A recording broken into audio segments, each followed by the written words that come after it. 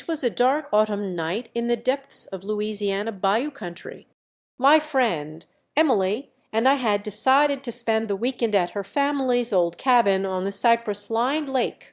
The air was heavy with mist and the whispers of secrets long buried. As we settled in around the fireplace, the wind outside began to howl like a chorus of restless spirits.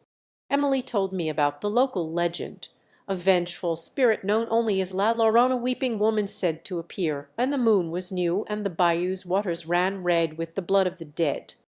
I dismissed it as small-town folklore, but something felt off. The creaks and groans of the old cabin seemed to take on a life of their own, like the whispers in my ear were trying to tell me something. As night fell, we decided to take a walk along the lake's edge, the darkness swallowing us whole. Suddenly Emily stopped and grasped my arm, her eyes fixed on the water. I followed her gaze, and that's when I saw it, ripples disturbing the otherwise still surface like fingers stroking the skin of the dead. "What is it?" I whispered. "The moon's gone," she said, her voice trembling. "It's always dark here, but I think Weeping Woman's come to visit." I felt a chill run down my spine as we turned to leave. That's when we saw him, a figure in the shadows, his face deathly pale, his eyes black as coal.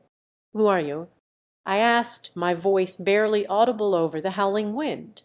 He didn't answer. Instead, he reached out and took Emily's hand, pulling her into the darkness. And then nothing. No screams, no struggle. Just an eerie silence. Leaning in, my voice takes on a conspiratorial tone. "Now I know what you're thinking. What happened to Emily?" Well, that's the thing. I never found out. Some say she's still out there, dancing with La Llorona under the blood-red waters of the bayou. A pause, followed by a whispered warning.